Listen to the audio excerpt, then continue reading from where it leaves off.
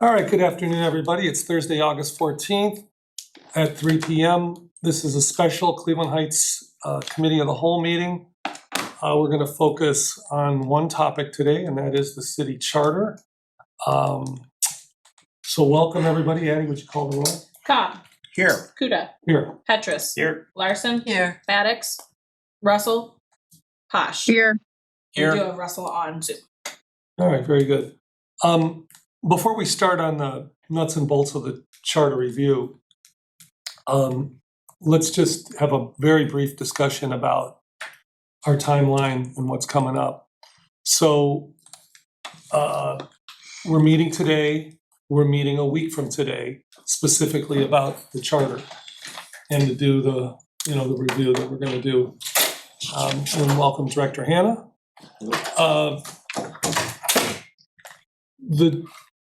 The ideal and I think only practical way we can introduce the legislation is at an August 25th special meeting.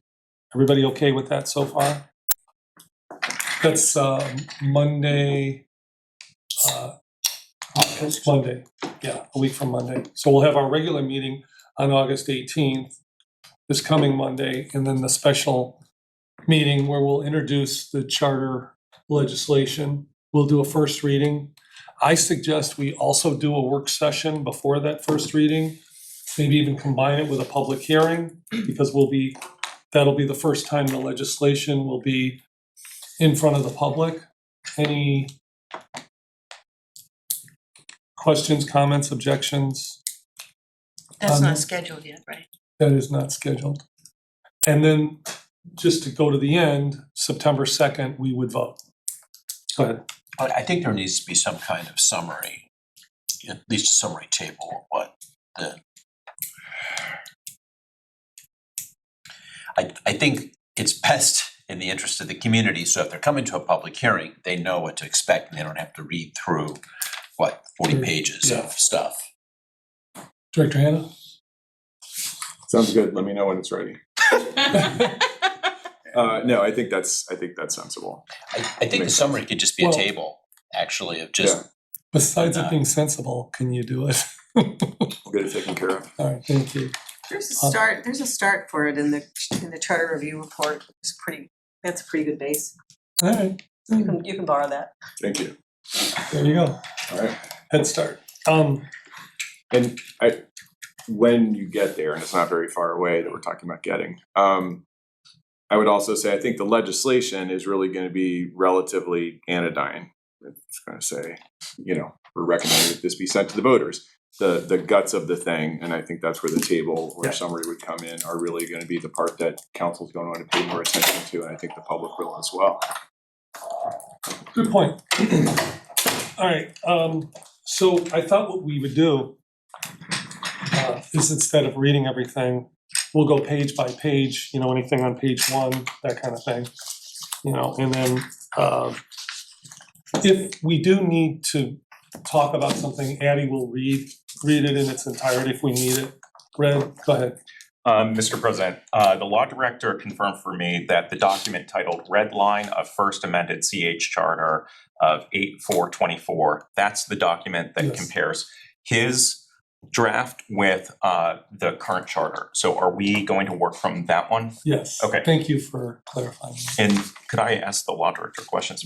That's why we're here. How do you envision this appearing on the ballot? So I know that the Charter Review Commission was recommending maybe 5 different measures on the ballot. Are we envisioning just one and potentially another for ranked choice voting or something different? Yes, I think it's one of those first two things. I think, going through here, I think it would be hard to pull the buckets back out. I think it made a lot of sense at the time because of the focus on the different areas, but as you work through them and as council worked through them in those multiple committee of the whole meetings, there seemed to be pretty broad agreement that most of these made sense and were amendments that council was interested in pursuing.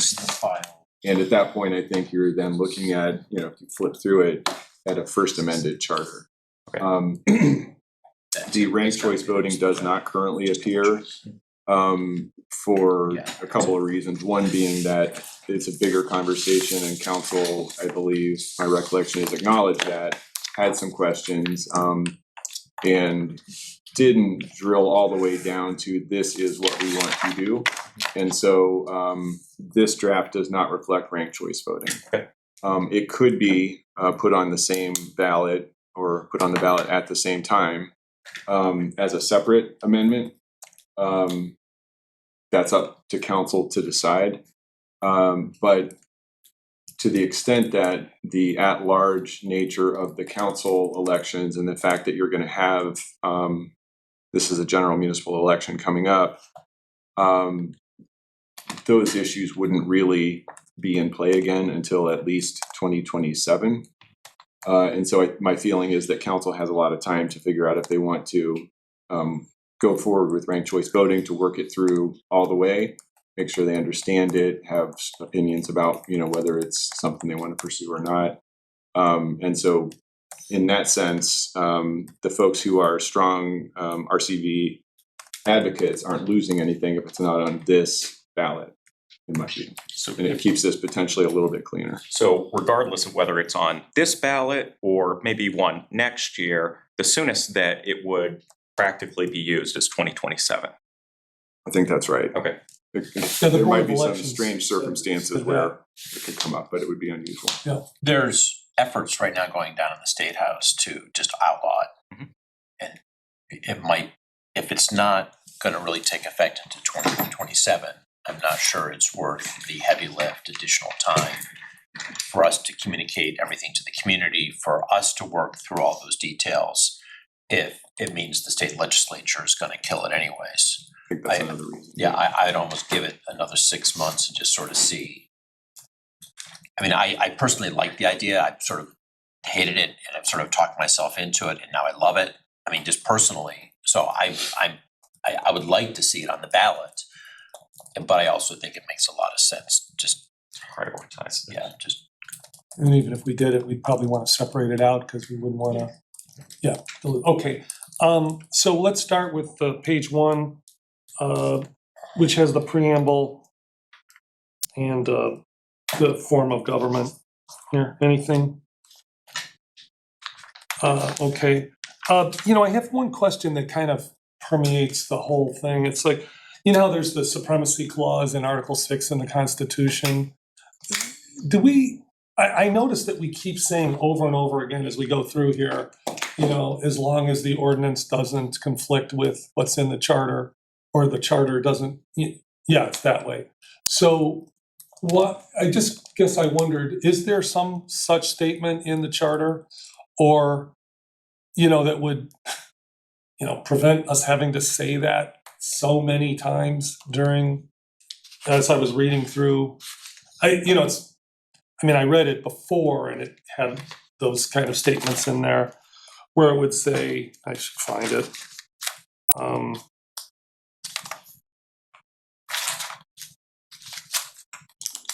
Let's see. By council ordinance not in conflict with this charter. Where are you looking? I'm on page 8, end of, under qualifications, end of first, red line, first paragraph. I mean, that kind of thing, I assume is said because we don't have a supremacy clause. I'm using that as kind of a euphemism.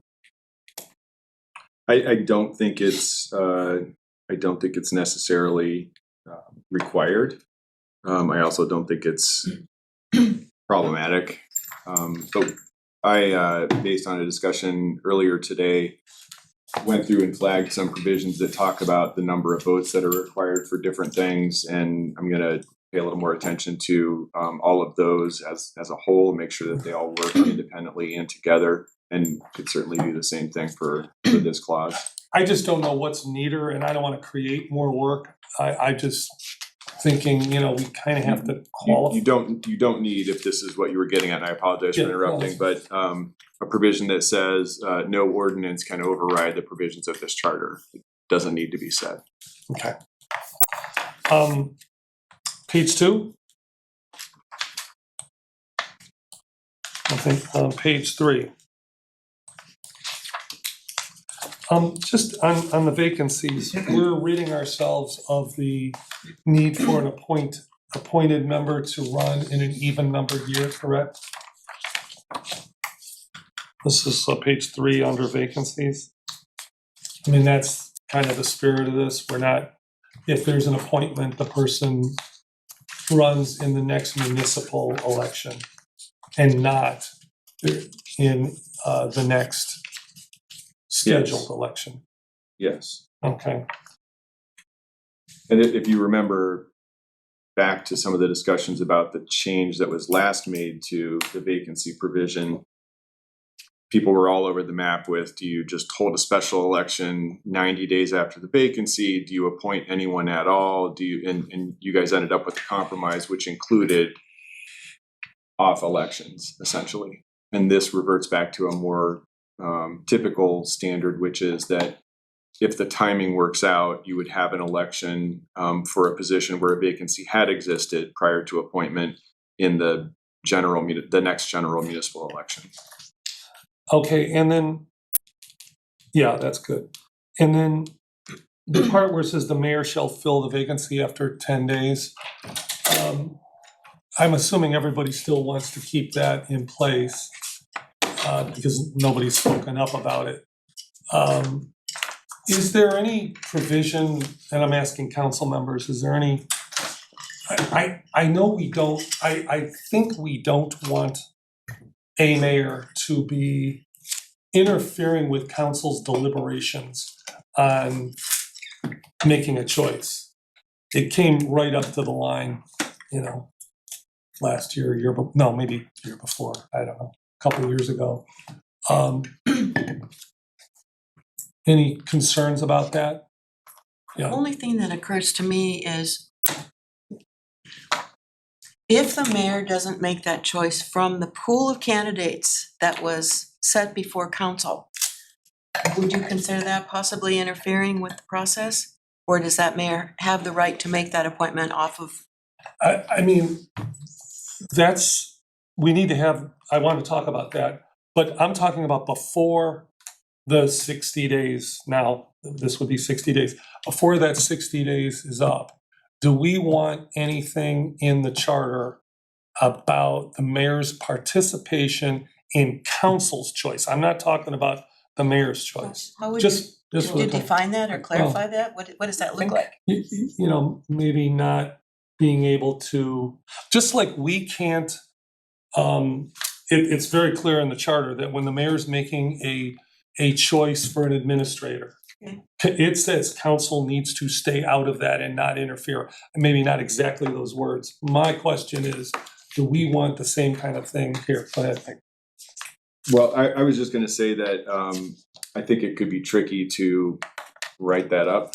And in fact, your existing language, neither your existing language nor this language speak to a pool of candidates of at least X number of people or anything like that. Those questions are left to council or to a future council to determine how they want to implement that, which may be impacted by whatever's happening at that time. In the By city. ordinance.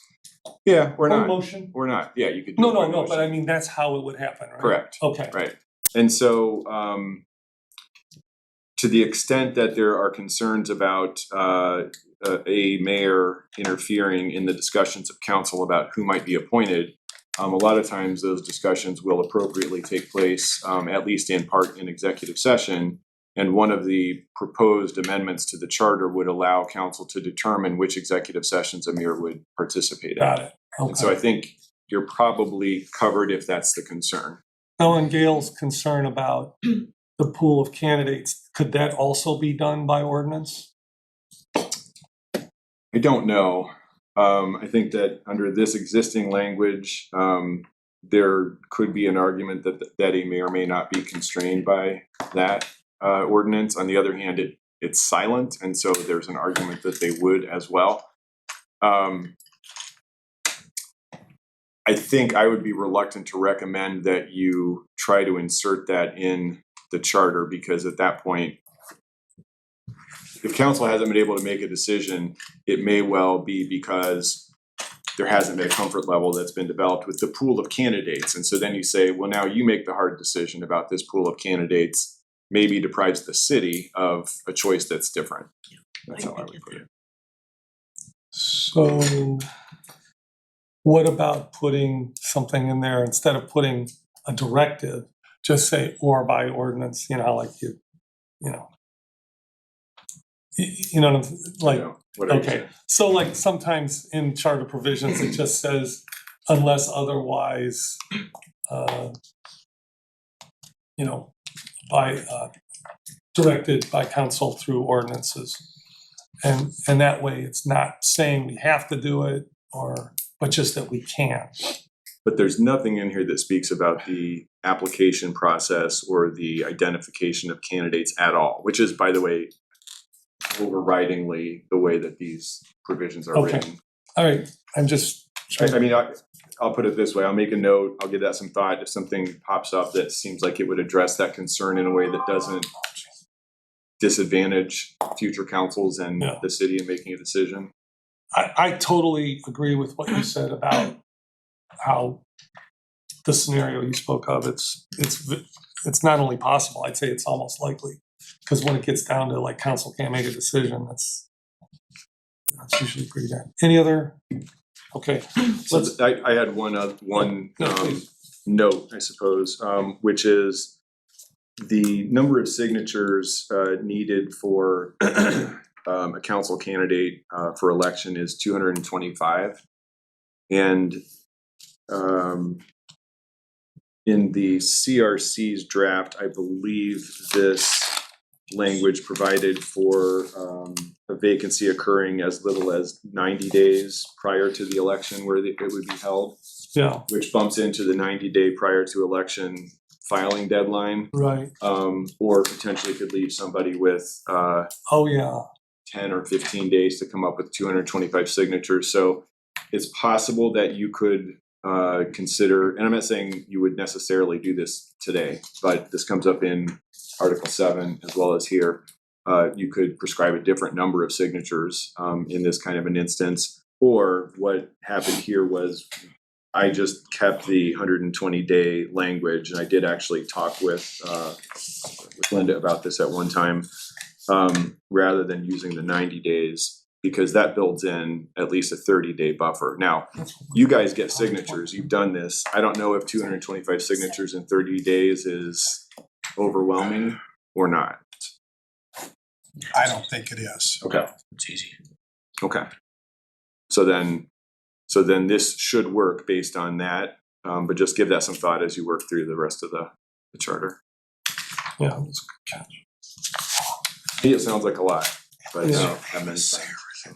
Say that too loudly. Page 4. Everyone knows. Page 4 is, let's see, continuation of salaries, and then you have appointees. It's on page 5. I didn't see anything there, but So the one change in salaries and other compensation that is more substantive is, rather than, as the CRC recommended, requiring that the council take into account. Let me find it here. So it says in the final CRC version that salary and other compensation for president of council, et cetera, salary and other compensation for council members shall reflect the part-time duties of council members, economic conditions of the city, comparable salary and other compensation of council members in cities of similar size and budget. Anyway, sorry about that.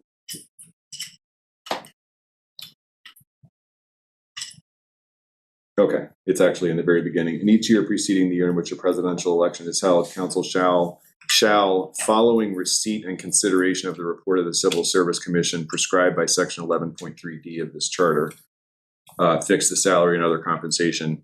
And the language that's in the current working draft dated 8/4 does continue to impose upon the Civil Service Commission the responsibility to provide such a study. But in the event that they didn't, I didn't want council to be foreclosed from proceeding to do something about salaries in that same timetable. And so you'll see that it says at the end of the new section 5 that it'll reflect council's consideration of any report of the Civil Service Commission provided pursuant to Article 11, Section 2.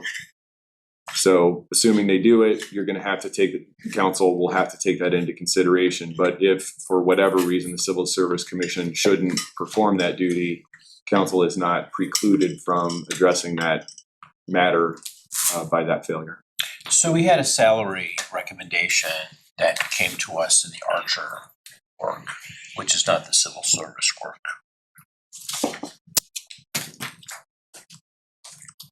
I mean, was that proper? Was that? And council did not act on that piece. So there is no current responsibility for the Civil Service Commission to perform that type of study. That would be a new obligation imposed by the first amended charter if it's approved by the voters. So there's nothing improper about council, considering data at this point in time. Okay, so tell me if you want to take this up at another time, but the current salary of the mayor is low. Well, we would, council would take that up. But that's not for here. Okay. Yeah. We would do that by ordinance. I guess what I'm saying, in my opinion, it needs to get fixed. Yeah. I guess it could wait for this, but I'm not sure that's worthy. I do think that's a different discussion though at this Okay. point. I get it. But with regard to if the first amended charter is adopted and it imposes upon the Civil Service Commission a responsibility to provide such a report, I still don't think that would preclude council from taking into account other data that it obtains as it performs its duties. Thanks. Page 5. Oh, forget. Oh, Question sorry. was about page 5, so I'll let you. Yeah, no, go. That's, My recollection was that we discussed wanting to allow people to join electronically, but that we were not on board with people counting towards quorum or voting electronically. Does this language allow people to participate, Yes. deliberate, and count towards quorum? Absolutely. Yeah. Okay. Because that's, in my view, that's the point. But what I do remember, and you may be right, I don't remember the conversation that way, but I could be misremembering it. But what I do remember is that there was concern about abuse and whether council had control over people just phoning it in, so to speak, on a regular basis. And I think that it would be an easy thing to probably tweak that last new paragraph under section 7 that indicates that council shall by ordinance provide for notice, identification of the method to access, et cetera, and those conditions under which members may, participate in meetings virtually, something like that. So that council would have some control over otherwise rogue members. I guess it's almost like saying, we're indicating that you do that enough, perhaps we could consider asking you to leave council or something, because there should be an attendance requirement in person. Can we put an in-person attendance requirement into the section, or I think that's, want to quantify it? so that's what I'm thinking is that if we modify this language a little bit, it would leave council or a different council in the future the flexibility to address that in whatever way seems appropriate. I'd like to see that. But without saying just because you have this ability that anyone can do it at any time. I don't Right. think that has to flow from there. Personally, I don't support the idea of people being able to vote remotely. I can imagine a scenario, even if we could put some restrictions on it, where multiple people are not in council chambers, but yet residents are making an effort to be here. I'm just saying, look, if we wouldn't have a quorum and somebody had COVID and they, would have been voting, I don't want that to be the roadblock either. I think it's pretty easy to see both sides here. We could have a situation where we not just want it, but need it. And I think Bill's solution to this is a good one, because this way council could set it up where there are guardrails and it's not just you can do it whenever you want. But I think if we try to spell it out exactly how we think in this moment, how we think it ought to be handled, that would be a mistake. But you could signal that that there is potentially an expectation that people not consistently attend that way through the language that would be added to that last paragraph. So I can take a crack at that if that seems to be what council would like. Can you set it up so they would have to be, if they were excused in order to attend the meeting online?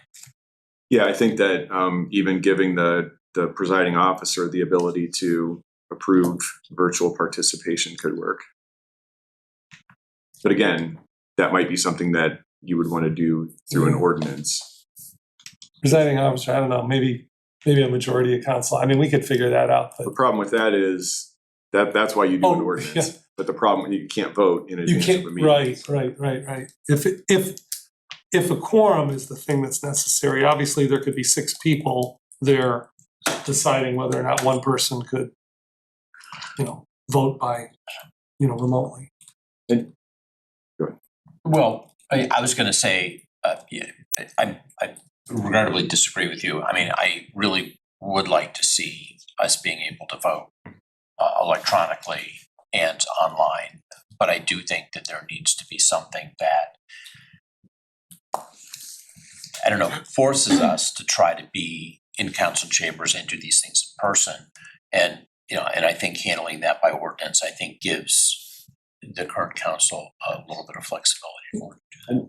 You might, it might just be the kind of thing where meetings are in person. I mean, an ordinance might provide that meetings will be in person unless, the council president determines otherwise, or, and all people will be expected to attend in person unless you figure out how you word that last part.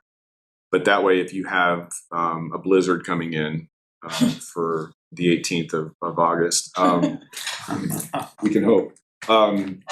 You could, make a decision in advance that meeting would be virtual, publish notice in accordance with the requirements that you establish, and that way you're able to conduct business without saying anyone can show up however they want at any time. I just, I don't want this to be set up so that like parent is on council and they have a sick kid and there's enough things already, we have these meetings during the day sometimes, I really want everybody, as much as possible, everybody in different situations to be able to do this, because after a while you keep putting up a boundary here and there, and then, go ahead. Well, and I was gonna say, it's one thing, for your regular meetings, you guys have those scheduled out for the whole year. But you guys do quite often have special meetings. It's very difficult to find time where I can get a quorum of 4 of you guys together. Managing 7 people's schedules is quite difficult. It would be nice if there was an option otherwise. We've seen it over and over again. All right, everybody on board with Bill looking at a provision to Yes. give us latitude there? All right.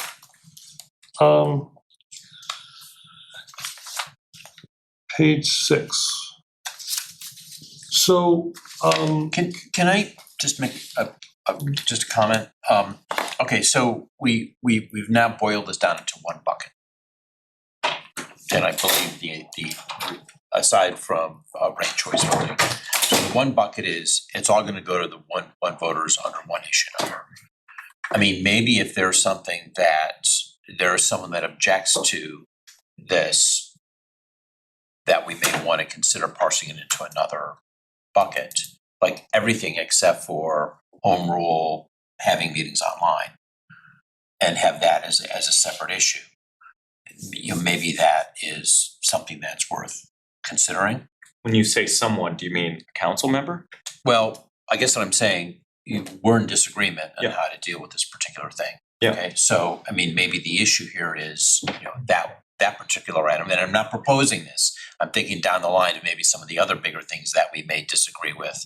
But that turns into another bucket and individual buckets that would be voted on separately.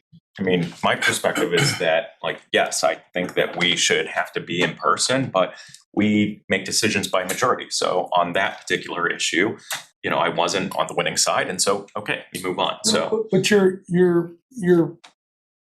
idea is noted. If we come across something that's so, you know, like and not just between us, but we think, you know, I certainly we want the public to vote this whole thing down because this one thing, you know, if we get, I don't think this is it, by the way. I don't either. But, you know, I'm open to talking about that should that come about. On page 6, subpoena power and emergency measures, president of council and vice president of council. On the subpoena power, that comes from the Ohio Revised Code, correct?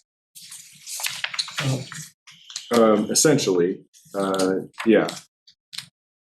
And The main tweak here from the CRC's version was, I think was your suggestion, Mr. President, to broaden or to change the council president from administering oaths to having it be the director of law, who would be an attorney and a notary, or a notary public designated by either the director of law or the council president as the administrator. yeah, I mean, I think, you know, if you're having an inquiry of sorts under subpoena power, you want somebody legal, you know, administering oaths. Go ahead.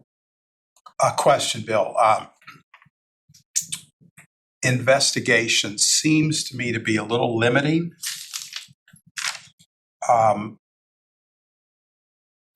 Would it hurt to say the power to make inquiry or investigations?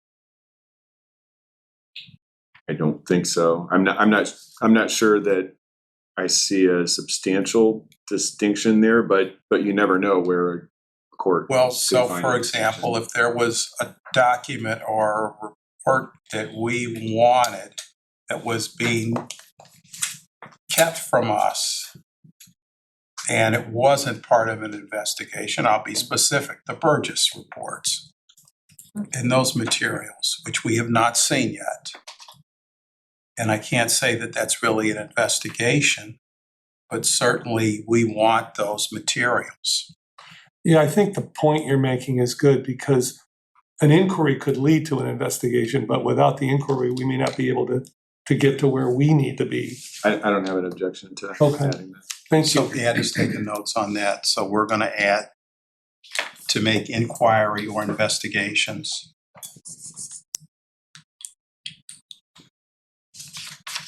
And then you would expand, I'm sorry, President Guido. Yeah, yeah. And then you would expand the second line and say, and in the course of any such inquiry or investigation. To extend that thought.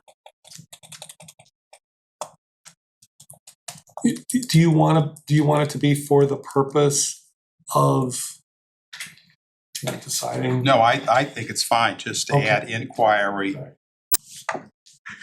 in that sentence in both the second place where Gail indicated. Gail, are you worried about that being too wide open? No, I just wanted to see continuity between the first line and the second line. Okay, I We're see. changing the I language. see. Thank you. For Mr. Law Director, so knowing that council speaks through resolutions and ordinances, would the process be that council would have to pass a resolution saying like, hey, we would like these documents? And then if a majority of people support that, then it would be incumbent on the administration to share those? Is that what you would envision here? I think you through would this? want legislation to outline what the investigation is, and to provide for the issuance of subpoenas pursuant to the charter conferred authority. What about the inquiry component that we just talked about? I would use those. I would use those interchangeably for this Okay. purpose. Okay, Is that something that we could address by ordinance after, assuming this charter provision gets passed? Yes. Okay. All right. Just real quickly, Bill, you section 10 was deleted because I don't remember. The interest in contracts? Yes. because there's a different provision later that says Ohio's laws on ethics control, which covers this issue. Yeah. And that was the CRC's approach. I remember that now. President of Council and Vice President, any questions, comments about that? I had one to the law director on section 12, I guess.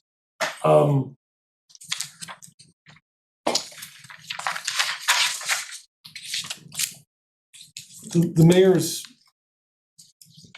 right, or not having a right to demand something be put on the agenda. It's still not clear to me. It's clear. What's clear here is that the council president produces the agenda with the assistance of the clerk of council.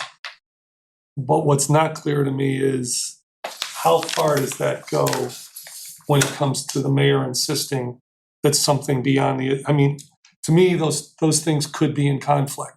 If you're saying on the one hand, you know, the mayor has a right to have something on the agenda, but the mayor's not responsible for creating the agenda.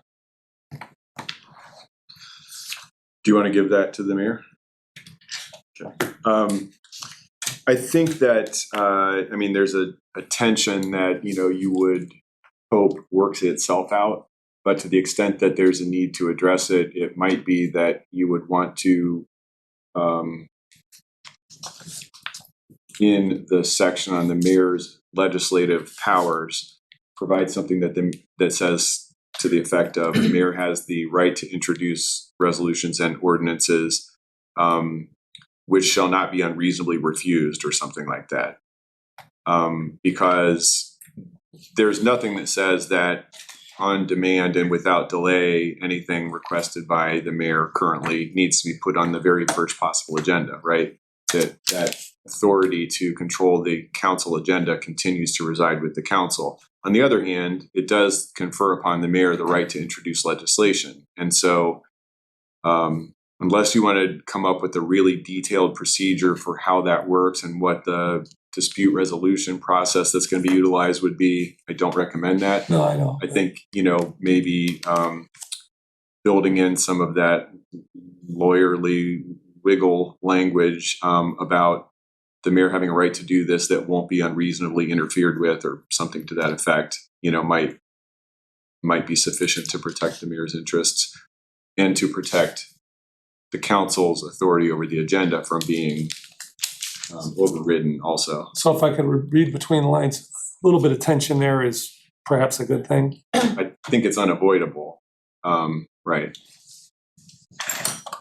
Any comments about, yeah, Well, I'm just concerned, I'm always concerned about our agendas, yeah, getting to council in a timely fashion. well, that's a whole nother. That's another. No, it's not something I think we're gonna put, I mean,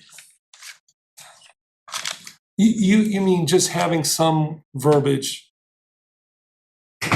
about timeliness, and then maybe we'd wanna make an ordinance saying we have to have it. I don't know, I mean, Each year, you put out a calendar. I know. Patty puts all the hours, and she puts a lot of time into that, and it's not abided by. So maybe it's not a charter concern, maybe we can do an ordinance each year. And if not given timely, there has to be a next step for getting approval to get it on, rather than just dropping it on Eddie's email. and could that be an I agree. way it is? May I, President, sorry, may I chime in? Yeah, right after my question is answered. Yeah, I think you have the authority now to adopt general ordinances and rules that address the conduct of council's proceedings, and that could include speaking to the time at which packets are issued and so Right, forth. we could speak to it, but could we actually codify that council must receive the agenda 5 days before a council meeting? You can, but does that mean that you cancel the meeting if it doesn't happen? I mean, I don't have any. Reschedule the meeting? No, what's the- So in other what's words, the yes, limiting- you can do it, but you need to also take into account, you know, the reality that at times things will come up that mean that the packet goes out a day or two later. Not consistently. Right, I think that's an operational question for council. Thank you. Go ahead, Vice President Russell. Yes, I was trying to agree with Councilman Larson. I think part of the problem is we're not sticking to our own timelines. I know Addie all of us has put together that calendar, when we should get the information, when we should not get the information, when the deadline is for information to be put forward. But it seems that we always allow extra, or we're allowed to go past that deadline. And I think that's probably what's bogging down the agenda and frustrating a lot of us. Right. So, You got another one. oh, yeah, go ahead. Yeah, Oh, sorry. Is there any provision underneath this? Well, I don't see anything what I'm about to say, so it would be nice if we were able to get president of council signature authority like the mayor has for contracts. I think that's. It's in there. It's in there Yeah. later. Whereabouts was it? Or All taken care if of. someone just points to me when we get to it, I'd appreciate it. I've been searching for Page things. 4, Yeah, you already second to passed last it, actually. paragraph. The president of council rather than the mayor shall have the authority to execute any contract authorized by council pursuant to this section, Okay, section 6. yeah, that was Thanks. a very important one. execute. Does That's that why I didn't address see it. the point that you were getting at? Yeah, I was searching for the word signature and it's should have looked at execute. So on page 7, under section 13, second paragraph, where it talks about responding to inquiries, is it just understood that inquiries could be in many forms? They could be a text, it could be a phone call, it could be a voicemail, it could be an email. I mean, that's just understood, right?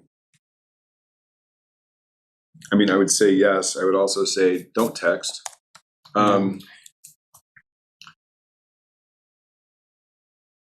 Well, I guess what I don't want to see, And it also, Is if- some if I mayor- might- it also says in such fashion as council may determine by ordinance or resolution. So that most obviously applies to the response of the mayor, city administrator, directors, chiefs, or designees to an inquiry and doing that in a complete, accurate, and timely manner.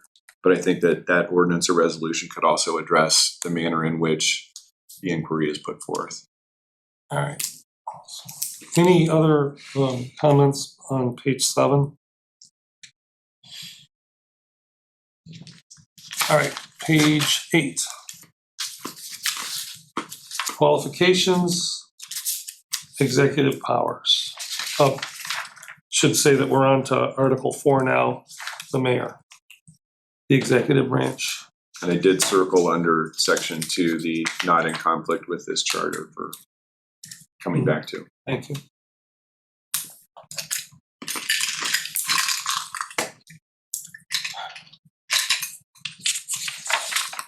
All right, page 9.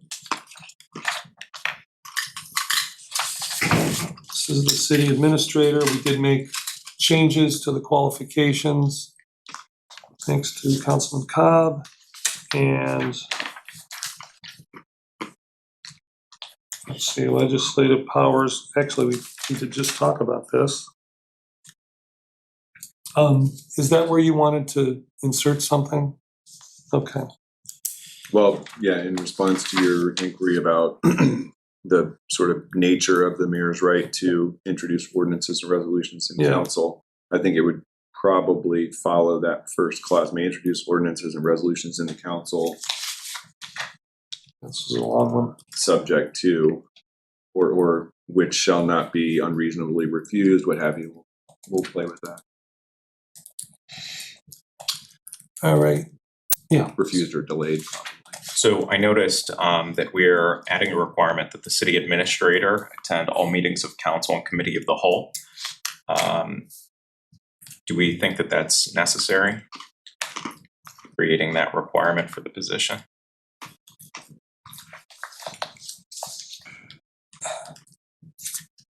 I'm uneasy about some things that have happened over the last 4 years with that. Number one, we didn't follow the charter with the bi-yearly reports. And we, I'll say rarely, got an actual report of the city administrator, even though it's on the agenda. You know, we got a nothing to report, statement, but I mean, to me, having it on the agenda creates an expectation. I don't want to, I wouldn't want less than we have now. On the agenda, or do you mean in the charter? No, I mean, it's on the agenda. I mean, I know it doesn't, I'm talking about the council agenda. It's a permanent place. I know it doesn't have to be. So one thing you might do is leave a presumptive, if there's concerns along those lines, leave the presumptive obligation and provide that the administrator shall, unless council determines otherwise, attend, blah, blah, blah. Okay. So that if it's just not needed, you can address that. Just envisioning like a scenario where the city administrator is really busy and we're adding this new requirement that's going to take a lot of time. Like based on this, it seems like this sort of meeting they would be required to come to. So having that flexibility, I think, would be helpful. Yeah. To read the line that you're It concerned says, about. and shall attend all meetings of the council and committee of the whole as well, upon request of the council president or committee chair, other committee meetings. That should say, in my view, it should say regular meetings. Or even regular and. Or as the No, law I would director say said, to regular. give the flexibility. So you could, based on what you shared, it sounds like you could in essence say, city administrator, we don't need you for this meeting. Absolutely. Right. Yeah. I think that leaves you a lot of flexibility while still establishing a baseline expectation. Thank you for doing that.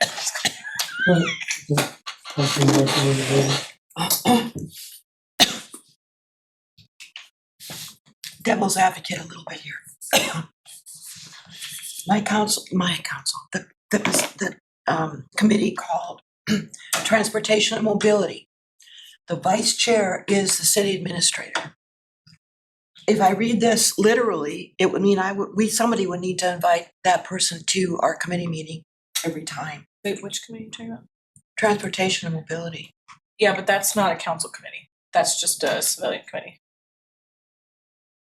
So that's it's not even mentioned in here, as far as I'm reading it. So do we need to add something to ensure that?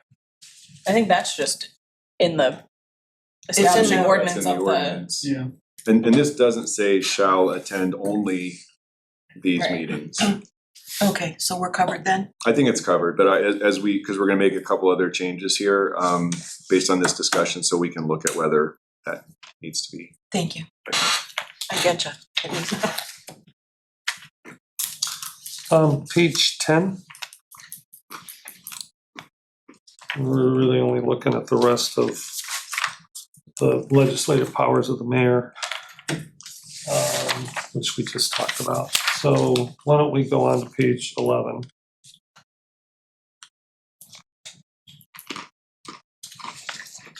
This probably requires, well, not requires, but so this is about absence and vacancy of the mayor. Let me just narrate a little bit here. The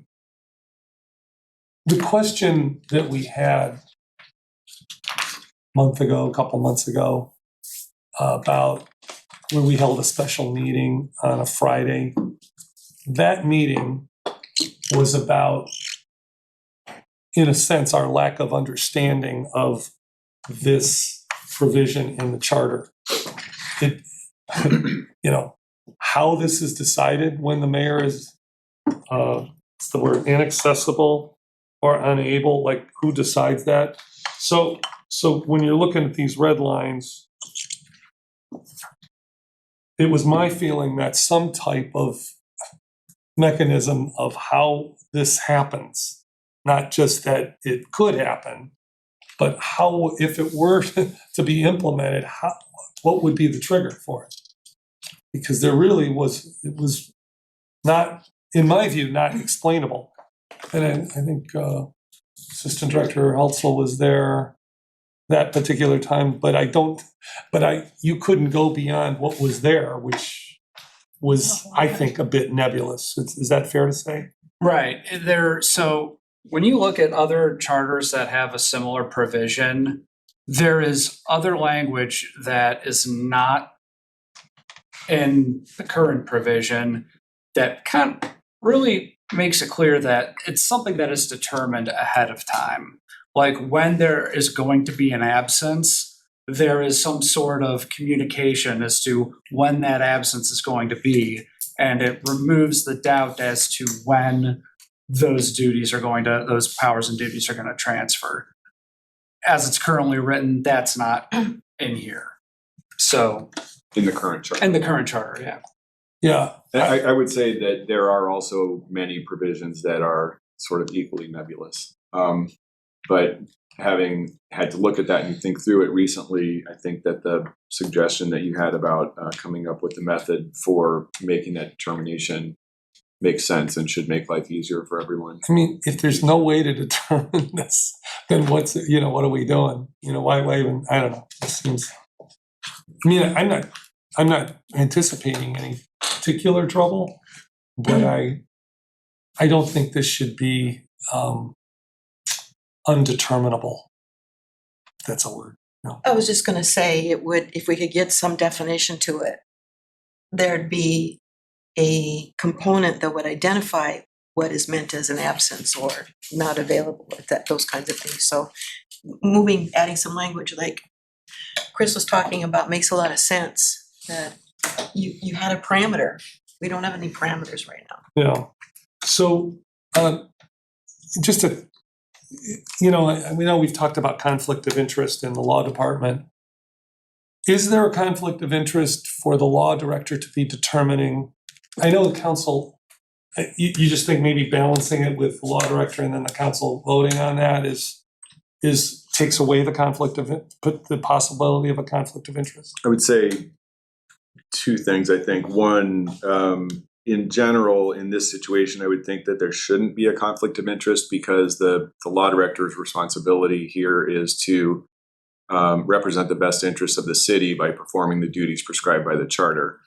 Two, though, it is possible that there could be a conflict of interest in some scenarios. And so I think that providing something that would say that the determination could be made would be made by the director of law or another attorney selected by council if the director of law indicates that there's a conflict of interest. Something like that would open it up so that you could have somebody in that role. Any concerns about this language? Because this is new to us. Yeah. So it sounds like it's sort of discretionary. So as judged by the director of law, is that right? I think that's the concept. It was actually the council president's idea, but I think that's the idea. See, I don't think there's a legal definition for inaccessibility, but Even absence. I mean, it's all a bit nebulous inherently. I think the idea here was to prescribe a method for evaluating when this is triggered, has been triggered. Did you have any discussion that you noted on this particular wording in this section regarding? Asking me? Yes. I don't think we had a discussion about defining absent and inaccessible or unable to perform duties. I mean, I guess the kinds of things that come to my mind would be if, heaven forbid, whoever happens to be the mayor is in a coma, or they're very ill and they've had a heart attack, and you know that they're really not going to be able to perform their duties for a period of time. That was the kind of thing that came to my mind. Question, We've had that happen with presidents. the prior section 9 removal, did we put this someplace else? The charter, I can't recall. Yes, Where is that? Have we not got to it yet? Article 7. yeah, it's a little down the road. It's slightly different because this is really a forfeiture provision, which is also nebulous. Article, Yeah, the forfeiture provision was added by the committee to elect a mayor in their ballot issue.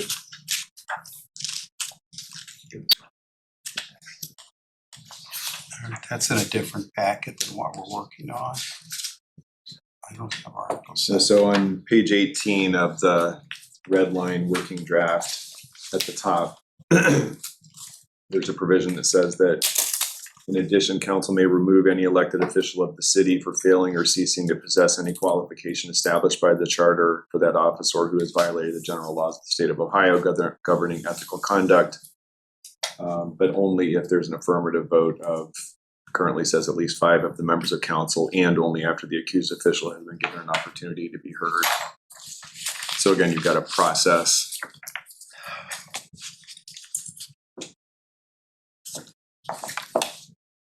I'll have more to say about that when we get to it. Thank you. Okay, page 12. Got crossed out here, so we're down to Article 5. And, you know, we can include page 13 because it really starts at the bottom.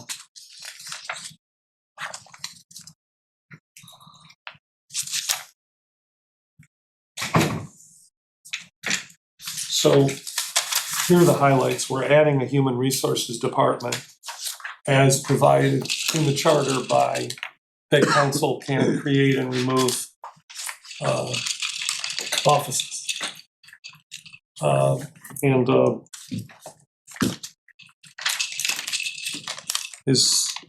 I mean, I guess we're okay with that. Yeah, you guys talked about that quite a bit in Yes, we sure did. committee of the whole.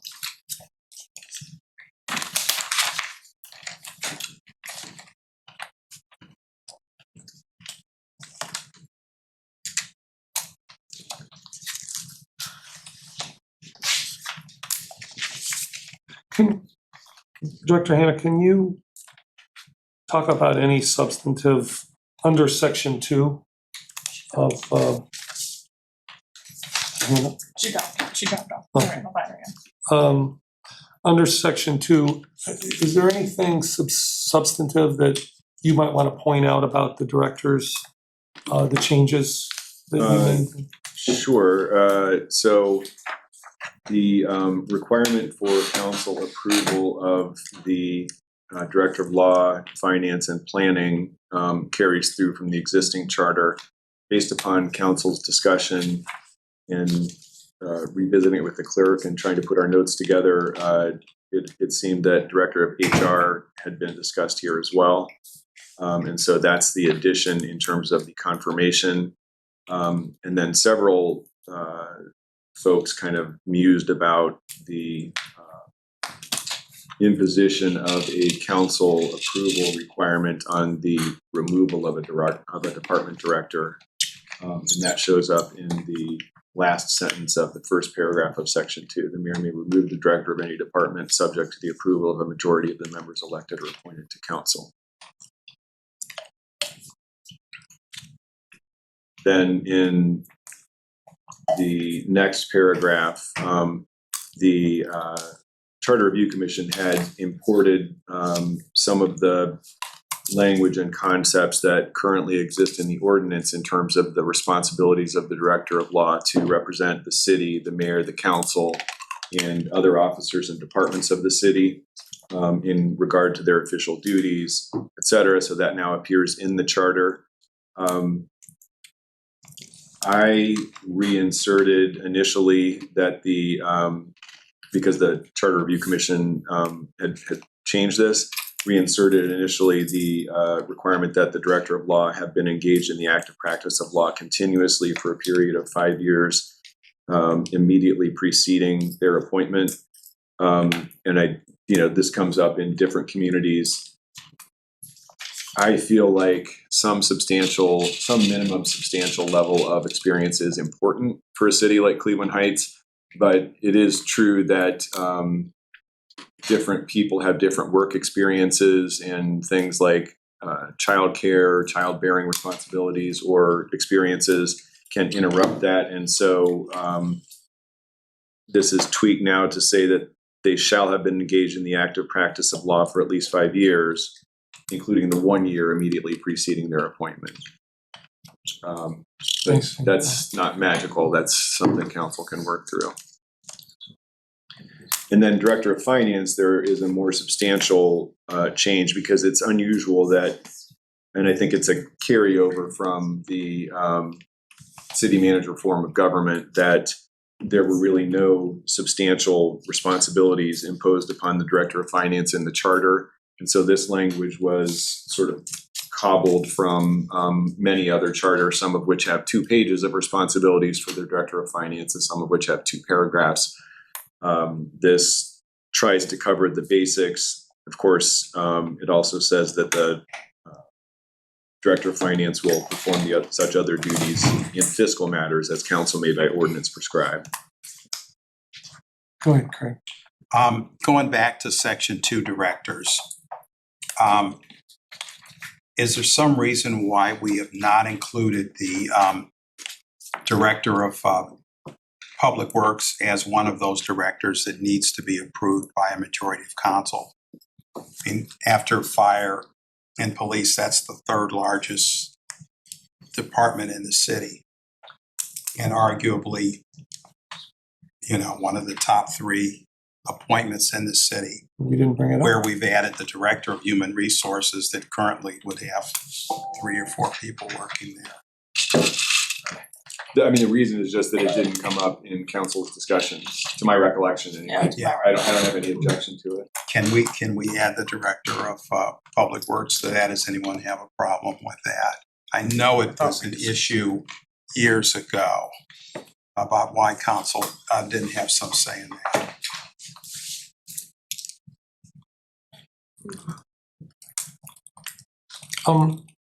This is slightly off the topic, but it's related enough that I want to ask it now.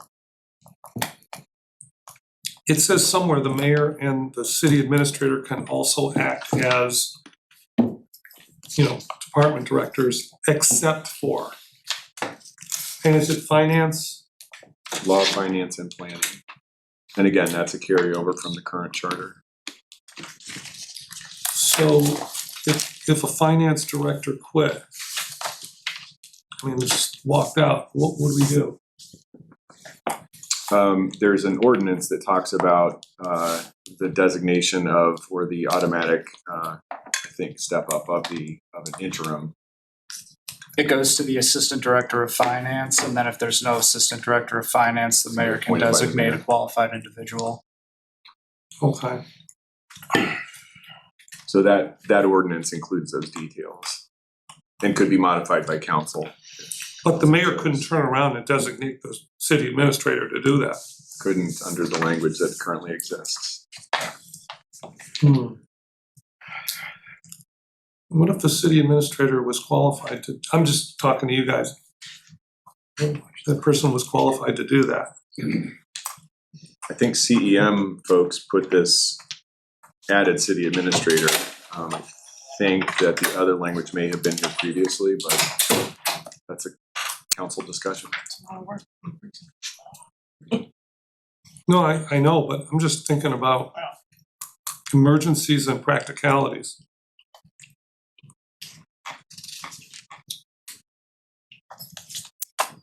Can you just make a note of this too? I know it's only tangentially related to this. Go ahead. Are you thinking only for finance? Yeah. My concern would be that position remains vacant. We have to have somebody in place when that job becomes I mean, vacant. And so, you can have a day to lose when if something like that No. happens. no, exactly. And there should be, if at all possible, some kind of transition. But I don't know if we're talking about the same thing or. I'm not saying that I'd want the city administrator to do that job. I'm just saying that you're eliminating one of the most qualified people in the building as an interim. And I don't know, I mean conceptually, I'm not saying that that's in every case true, but I could see a mayor saying, you know, I want a city administrator that's sound financially, or I want a city administrator that specializes in planning and development, or public works too. I mean, you know, just public works makes a lot, I mean, I know that is allowed, but okay, well, I'll just make a note of that. On page 13, I did want to mention that the language on the director of finance indicates toward the bottom that the director or their designee shall attend all regular meetings of the council, shall have the title of city auditor, et cetera. And then you have a provision in Article 3 that says that council may require the city administrator, et cetera, to attend meetings, which would include, and department heads. So I think that this is sort of a baseline requirement for this position, and isn't in conflict, but if anyone's concerned about that, you could add in the next to bottom line in that paragraph, shall attend all regular meetings of the council, or such meetings as otherwise may be required by the council pursuant to Article 3 or something like that. I don't know that it's needed, but wanted to raise that. I think shall is a hard word. I think we should do what we did earlier and basically make it at the direction of council president. That's not exactly what you did. That's what it was. It said unless council determines otherwise, but that could be done here as well. I guess going back on there, is that going to require a vote of council, or is it just a straw poll? You could have an ordinance that effectually, you know, that puts some meat on the bones of what you want that requirement to be, or how you want to modify that requirement, which could include giving the president of council the ability to say not needed. Okay. Yes. That very next paragraph in this section may be what you're looking for, because it says nothing herein shall be construed as preventing the same person from being director of more than one department if the person is qualified to be director of Yeah, such. but there's a department. provision somewhere else. It's right at the beginning of the next page, Yeah. right at the top. Yeah.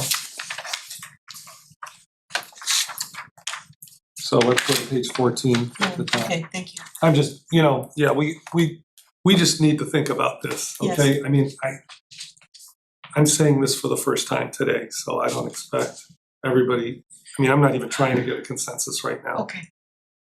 It's worth thinking about. Anything else on page 15 or 14, I'm sorry? There's no red lines. Oh, there's one red line.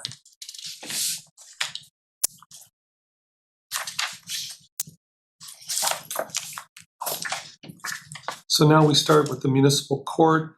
Well, that's Article 6. Nothing touched there. Article 7, page 15. Doing this now.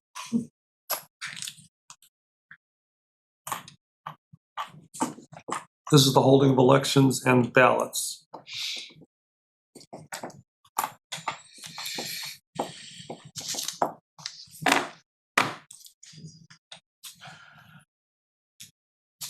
I'm assuming under ballots, Law Director, that you thought there was a lot of unnecessary language there. I didn't actually change much here. Okay. That was from the CRC. And I thought that the changes that they made sense referring to the general laws.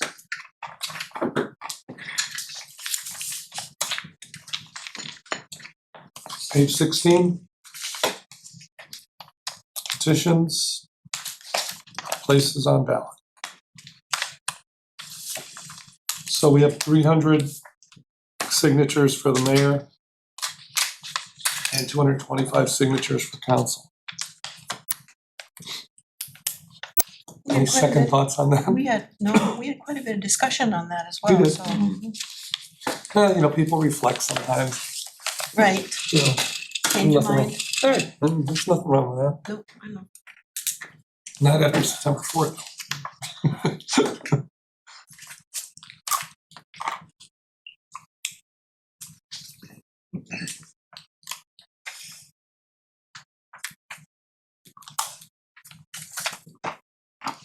I think if you're on page 17, the CRC also cleaned up and made more clear the write-in candidate language, which I made very few changes.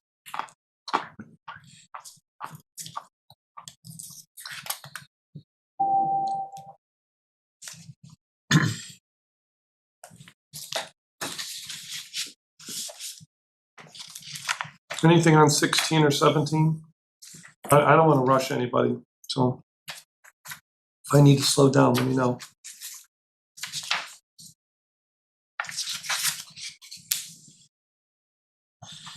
Craig said he wanted to come back to, oh, you said 16 or 17, sorry. Yeah. Yeah, that's on 18. Yeah. So we have about 15 minutes left.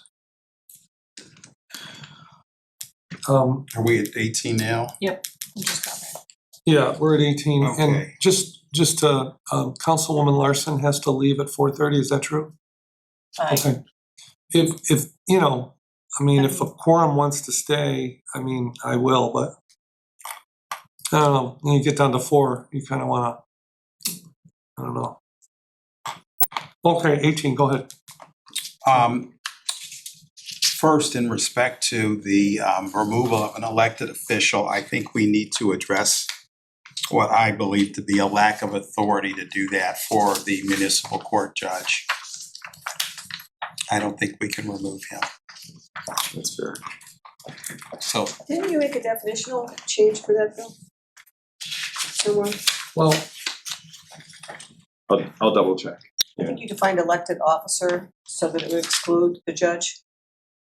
Okay. and the only elected, put the council or mayor. In respect to the removal of the mayor, I do think that we need to consider whether malfeasance, misfeasance, neglect of duty, or gross misconduct, whether any of those would be grounds for removal. Or because I do think that we ran into that situation this year. Well, and that continues to exist in Article 3 Is it? for council. And so that's on Article 3, Section 3. Gross misconduct, malfeasance, in or disqualification for, and there are models out there that address that. You could either do them separately or make the one elected officials except for a judge all the same. Well, I'd like to add the language then that we already have in Section 3. Okay. I'm okay with that, but going back to what you first said, do you think in Article 6 on page 14, there should be removal in that section? No, I think it's fine where this is at now. I had overlooked, I couldn't find it earlier, and And there is also a disconnect between the vote requirements for removing a member of council and this more general provision. So we can tidy that all up at one time. and I mean, I think there needs to be a high voting bar for removal of the mayor. What do we have, 3/4 for city council? That's what's in the new language. It previously said 5, which is 2/3.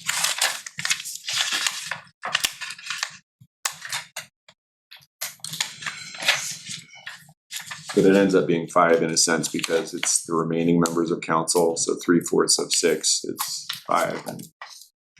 But yeah, your point is taken. 3/4 of 7 is 6.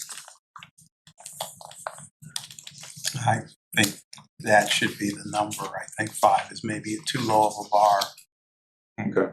but that's just, I mean, my opinion on that. Wait, for the mayor, it's There are a removal of the mayor.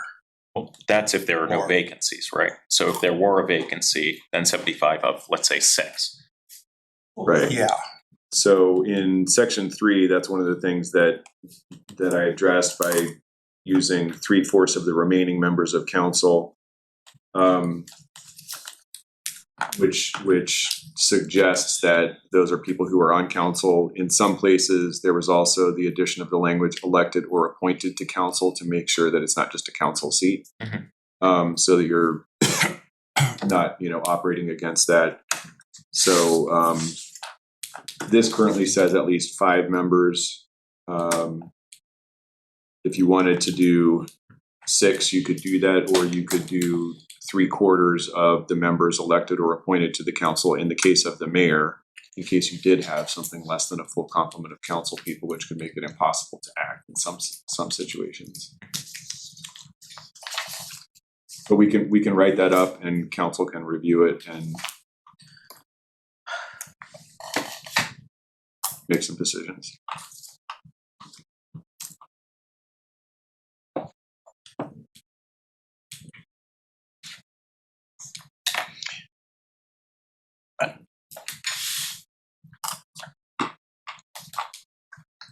President, Oh, yeah, I'm sorry, go I would like to sleep on that suggestion.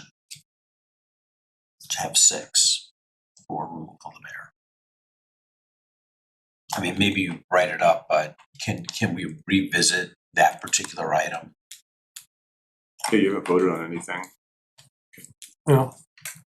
To the extent the context is helpful, 5 is also the number of votes you need to pass an emergency ordinance. So you are talking about the same number of votes for passing an emergency ordinance as it is to remove an elected official from office. Just a thought. I mean, we already have provisions for the recall, right, which is an extremely heavy lift, but it could also be a heavy lift to get 6. Well, let me ask this. I mean, do we even think council should be involved in the removal? I mean, that's kind of the first question.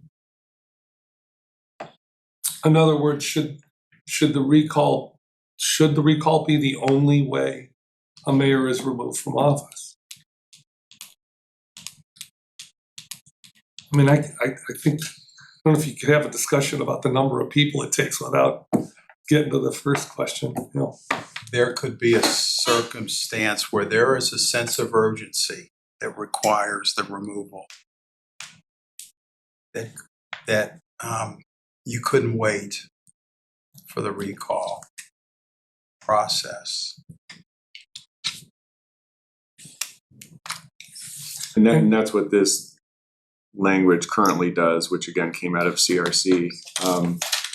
There is still the recall provision, and then there's this. So those are all questions that are worth working through, but if there's a desire to see this modified as was described, we can do that pretty easily, and then council can revisit that entire discussion. And what you want to sleep on is where the bar should be, 5 or 6. 5 or 6. So really, if I could interpret what you're saying in all possible circumstances, that all but one member of council, because if it was 6, would you still want it? If there were only 6 members on council at the time, would you still want it to be 6? If there was a vacancy on council? If there's a vacancy on council, no. Would it be helpful to see examples of other charter provisions that address this, just for context? I think that would be very Okay. important. I've only seen one charter. No, I have looked, but I actually found one charter just perusing. All right, let's see what time it is. Oh, I just turned it on. All right, we got a few more minutes. So we're on page 20 right now. Is there anything else on Wait, on those three We- sections. we just finished page 18, right? Well, we were talking about page 20. I don't know, we actually, okay. I thought we were talking about 18. Well, we were, but then we talked about. You're right, we didn't talk about recall.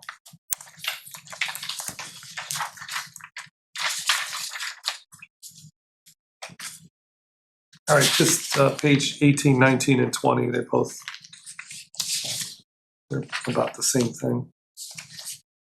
Similar.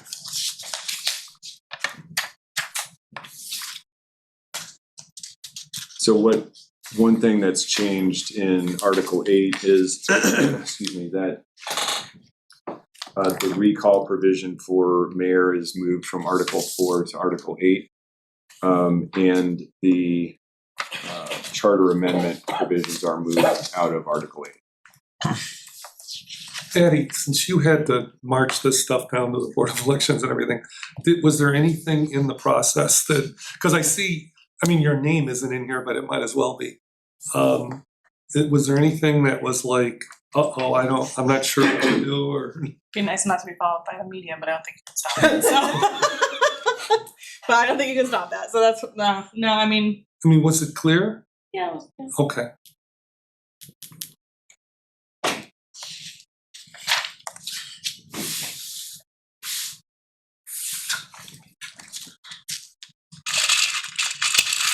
Does anybody else want some of this?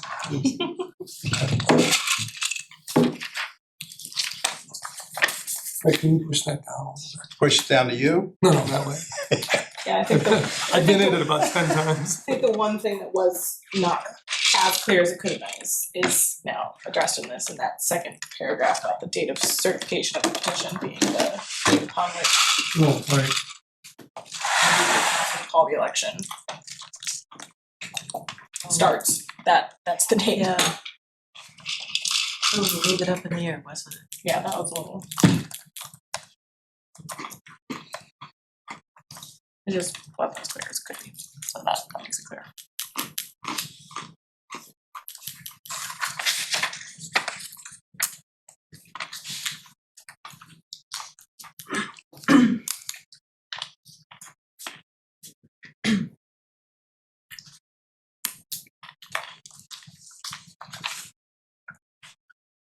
So when it talks about the removal date of the mayor, and it says upon certification of the election.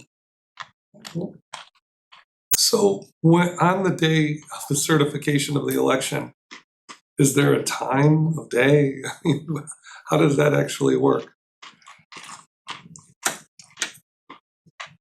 I don't know. I don't know. This stuff doesn't happen often. No, I I would just suspect that as soon as the Board of Elections Yeah. stamps those results as certified, Yeah.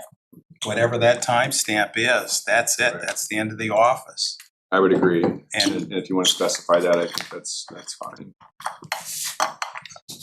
I don't know that it needs to be specified. I don't think it needs to be specified. I mean, you're gonna pay that official for the full day. That's up to them. But in terms of people acting, I suppose, yeah, that timestamp could be relevant. So we have a lot of red lines coming. I'm just saying in our next meeting, because we're down to the end here. I mean, it's 15 or 16 more pages. Any closing comment? Any comments from CRC members? Former CRC members? Thank you so much for all the work you did. It made this a lot, very focused, and all the follow-up, very much appreciated. Keith? I just have one question, and I'm to some extent I'm disclosing my ignorance, okay? But there's been a lot of complaint about the idea that when you sign petitions, you're only allowed to sign as many petitions as there are open spaces. And I'm just wondering, I searched today, but I couldn't find, did we resolve that? Yes, Has it has been resolved? we took it out. You took it out, okay, good, so that's fine. And the other thing, just again, I don't wanna, could you kindly explain, why do you use elected or appointed council members and not just council members? Because there's an argument that if you use council, 2/3 of the council could mean 2/3 of 7 in all situations. Elected or appointed means it's clear that it's seats that are full, and it includes everybody who is on council, whether they were elected or appointed. I appreciate it.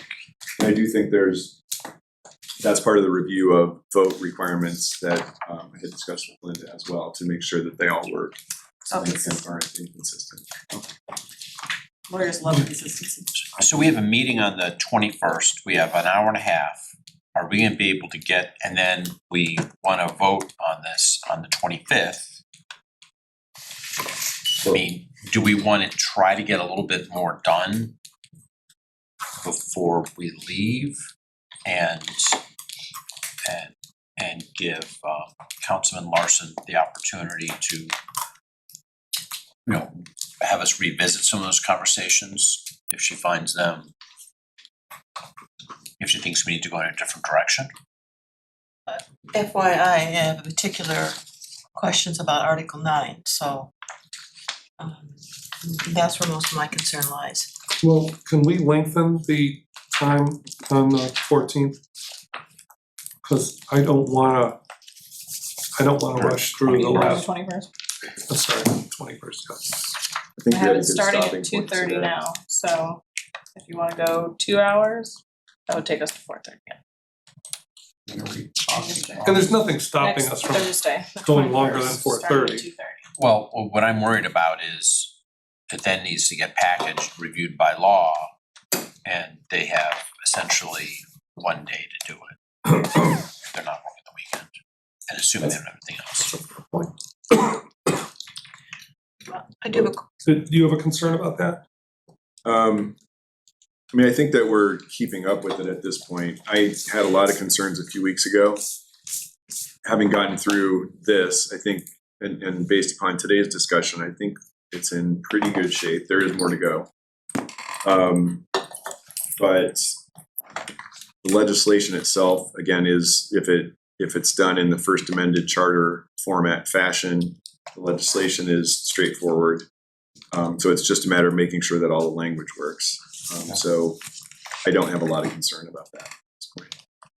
And we do have time in between the 25th and the 2nd to make changes, and I'm not suggesting we do that, but we could, go ahead. I would suggest that our meeting on the 21st, that we only revisit what Director Hannah said he would help us amend, rather than having to go back and revisit everything. Oh, we're not Oh, gonna yeah. revisit everything, that I That'd be can great. tell. Thank you. Yeah, just, So are you planning a public input meeting? so what we were gonna do was have on the 25th, and we talked about this, I think, in the very beginning, have a time before the committee of the whole meeting as a public hearing. That meeting is at what time? Right now, I have it tentatively scheduled, a committee of the whole meeting tentatively scheduled for 6 o'clock, So maybe we would do, well, and we're gonna have special meeting a special meeting at 7. So maybe we would have that hearing before the meeting. My only comment about that is that for some residents, having to attend the meeting that early in the day is gonna present a barrier to entry. It's 6 o'clock. You're having it before that. No. No, the Meeting's meeting, at 7, you're saying, right? the 7 o'clock meeting is the special meeting is for us to introduce the legislation. The hour before that, we could have a hearing. Between 6 and 7. Purely for public input. Sure, yes, This is on the 20, 5th. So you would need your summary for that. Yeah. And Councilman Posh, did you say earlier voting on the 25th? Because the oh, no, 25th, as I it's understand, is introduction. introduction, voting on Okay. Yeah, we were gonna, I mean, right first week now, in September. tentatively, we're gonna vote on September 2nd on second reading. You know, I mean, if anybody's got a suggestion of how to do it quicker, I'm all ears. And then we're gonna submit this as one entire amendment versus in sections. That's the plan, okay.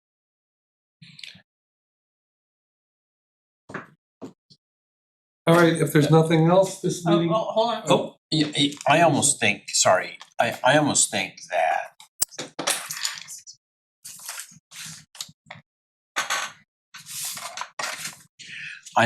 we vote on this later in the first week in September. So we do a second reading on the 2nd, we talk about it, we have a public hearing maybe on the 3rd, we vote on it on the 4th. The deadline to get it to them is the 4th. Oh, then we have to do it on the 2nd. It just, okay, yeah, I see what you that's, mean. I was taking that into account at the time. Okay, I see what you mean. Okay.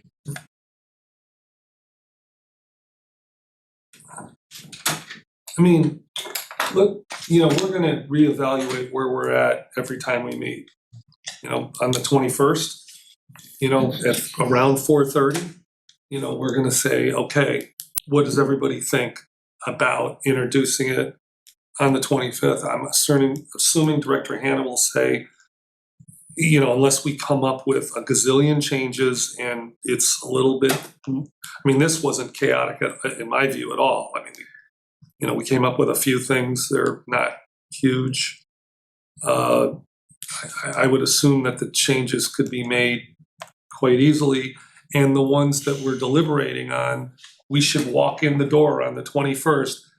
The ones we were a little unsure, we should walk in pretty sure about where we're at on those, and then start going through the rest of the pages, 21 through 37, I think. Yeah. There's not as much there actually that's changed in this last part. Right. Some of what looks like red ink is like the charter amendment language taken out of Article 8 and moved into its own. Right. All right, if there's nothing else, this meeting is adjourned at 4:33.